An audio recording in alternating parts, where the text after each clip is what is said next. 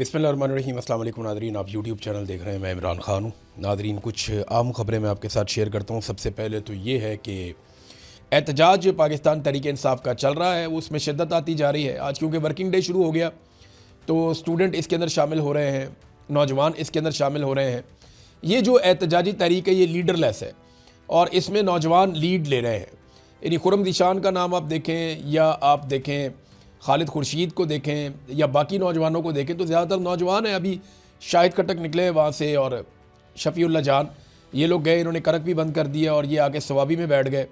और जो बाकी लोग हैं, अहमद खान न्याजी हैं या जितने भी लोग पाकिस्तान तहरीक इंसाफ के, ये वो नौजवान हैं जो इमरान खान साहब के साथ काम करते रहे हैं। और बहुत सारे जेंजी अब तहरीक चला रहे हैं, वो अलग अलग जगहों पर एहतजाज कर रहे हैं। और यही तहरीक अगर बढ़ती जाएगी तो हुकूमत के लिए मुश्किलात में इजाफ़ा होगा। हुकूमत कुछ ऐसे फ़ैसले भी करने वाली है जिससे हुकूमत के लिए मज़ीद मुश्किलात होंगी। वो डोनाल्ड ट्रंप अभी अनाउंस कर देंगे, आपके सामने चीज़ें आ जाएंगी। बहरहाल लाहौर और दीगर पंजाब के इलाकों में पुलिस ने कुछ थोड़ी बहुत सख्ती शुरू कर दी है। इतनी ज़्यादा नहीं है कि लोग एहतजाज ही ना करें या लोग कर ना पाएँ। पुलिस भी बेचारी अब खाना पूरी करती है, वो भी बेचारे परेशान हो गए, मार मार के थक गए पाकिस्तान तहरीक इंसाफ को।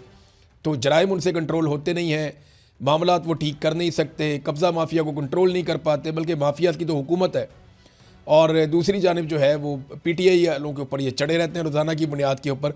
तो पुलिस भी बेचारी मार मार के तंग आ गई है। दुनिया भर में एहतजाज हो रहा है।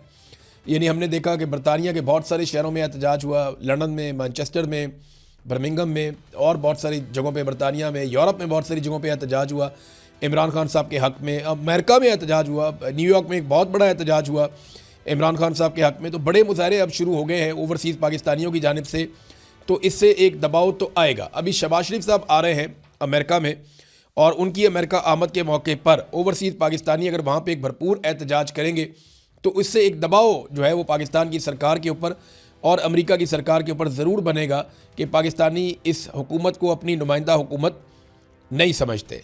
बहरहाल ना तो इमरान खान साहब को अस्पताल लाया गया, ना इमरान खान साहब के इलाज मुआलजे की कोई सहूलत दी गई, ना किसी की इमरान खान साहब से मुलाकात करवाई गई और ना कोई ऐसी मेडिकल रिपोर्ट उनकी फैमिली को फ़राहम की गई जो फ़राहम की जानी चाहिए थी या जिस पे वो एतबार कर सकते।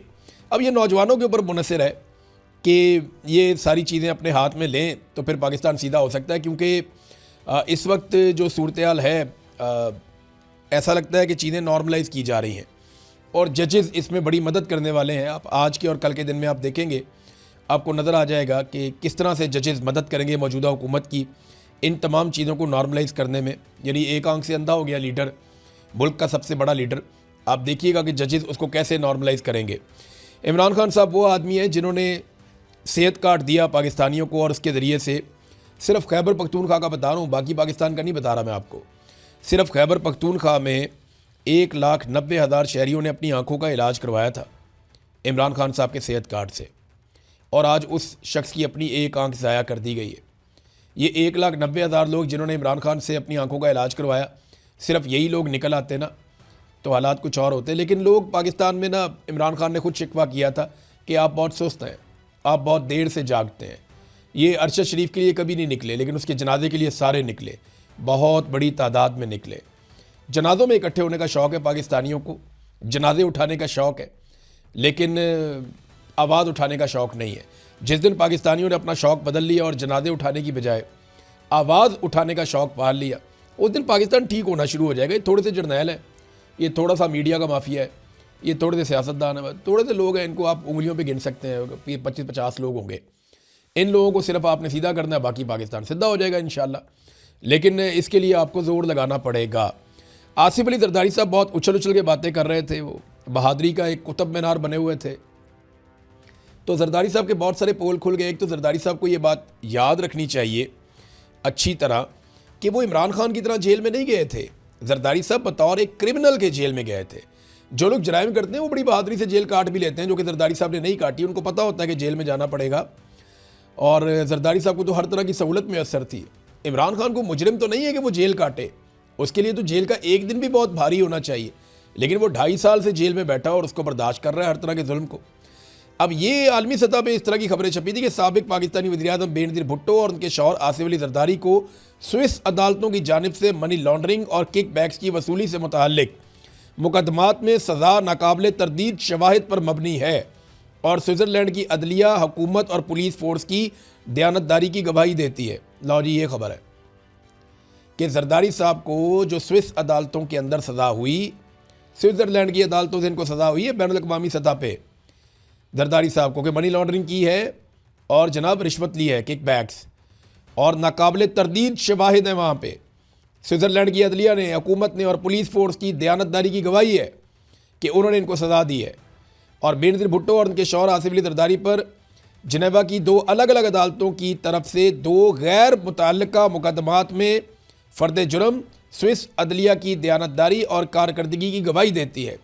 मशहूर स्विस कानून की अफादियत, मुजरमाना मामलात और बैनुल-अक़वामी इमदाद पर वफाकी स्विस पुलिस की कारकर्दगी और स्विस हुकूमत का जो तरीक़ाकार है, अब ये सारा कुछ इस पर लिखा है। पूरी एक रिपोर्ट है कि किस तरह से, कौन सा अटॉर्नी जनरल था, किसने कैसे किया, सरकार ने कैसे काम किया, किस तरह इनकी चोरी पकड़ी गई और किस तरीके से पता चला, और कैसे नैब इसके अंदर इन्वॉल्व हुआ और किस तरह इन्होंने लुटमार की। ये सारी इंटरनेशनल स्टोरीज़ है। ये कैसे पैसे लेकर चले गए मनी लॉन्ड्रिंग करके यहाँ से। तो जरदारी साहब आप पकड़े गए थे जिन केसेस में, उनका जवाब अब तक नहीं आया, बल्कि यूसुफ रज़ा गिलानी साहब की नौकरी भी वो जवाब के चक्कर में ही चली गई थी कि जब वहाँ से कागजात गायब किए जा रहे थे और पाकिस्तान नहीं लाए जा रहे थे, जब यूसुफ रज़ा गिलानी साहब ने अमल दरामद नहीं किया अदालती हुक्म पे, तो उनको जाना पड़ा और आप इस्तस्ना के पीछे छुप गए और आप इस तरह उस केस से बचे। तो ये सारी दुनिया जानती है कि आपके ऊपर कौन से केसेस थे। आप मनी लॉन्ड्रिंग का कभी भी आज तक जवाब नहीं दे पाए। वो जो सरे महल जिसको आप ये कहते थे कि आपका है ही नहीं, वो बाद में आप ही लोगों का निकला ना। इसी तरह जो नवाज शरीफ साहब हैं, वो तो कभी मानते ही नहीं थे कि फ्लैट्स हमारे, फिर इनको मानने पड़ गए जी हमारे। फिर ये बता ही नहीं पाए कि पैसे कहाँ से आए थे जिन पैसों से इन्होंने ख़रीदा। फिर जाली प्रेस, ये एक ट्रस्ट डीड भी एक निकाल कर ले आए। पता लगा जी मरियम नवाज बेनिफिशियल ओनर है, वो कहती है जी मेरी लंदन, क्या पाकिस्तान में भी कोई प्रॉपर्टी नहीं है। तो झूठ बोल बोल के इस ख़ानदान ने, बल्कि दोनों ख़ानदानों ने बेड़ा गर्क किया हुआ है। अब नाजरीन, पेट्रोल फिर उन्होंने महंगा कर दिया दोबारा। यानी कौम का तो ये समझते हैं कि चूमड़ निकाल दें, इन्हें फ़र्क ही कोई नहीं पड़ता। अभी बिजली महंगी की, पेट्रोल महंगा कर दिया, फिर गैस महंगी करेंगे, फिर दोबारा बिजली की बारी आ जाएगी। बिजली पेट्रोल गैस, बिजली पेट्रोल गैस। आगे रमज़ान आ रहा है तो पाकिस्तान में हर चीज़ की कीमत को पर लग गए।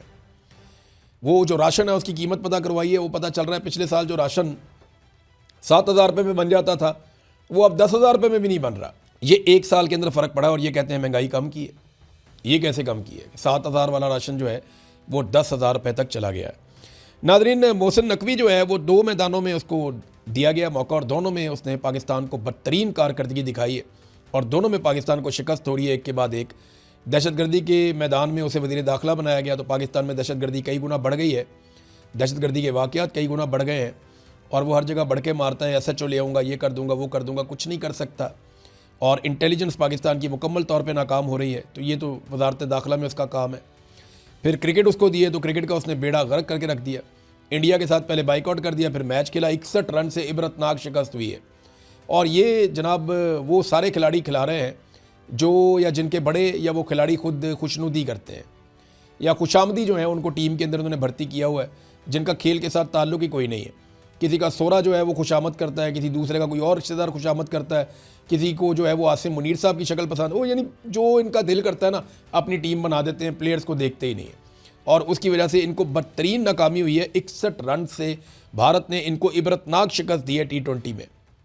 अब ये एक ऐसा मैच था जो पाकिस्तान को जीतना चाहिए था, लेकिन बदकिस्मती, यानी आप बंदर के हाथ में माचिस देंगे तो वो आग ही लगाएगा ना। यही करेगा जो मोहसिन नकवी साहब कर रहे हैं। अब तक के लिए इतनी, अपना ख्याल रखिएगा, अपने चैनल का भी। अल्लाह हाफ़िज़।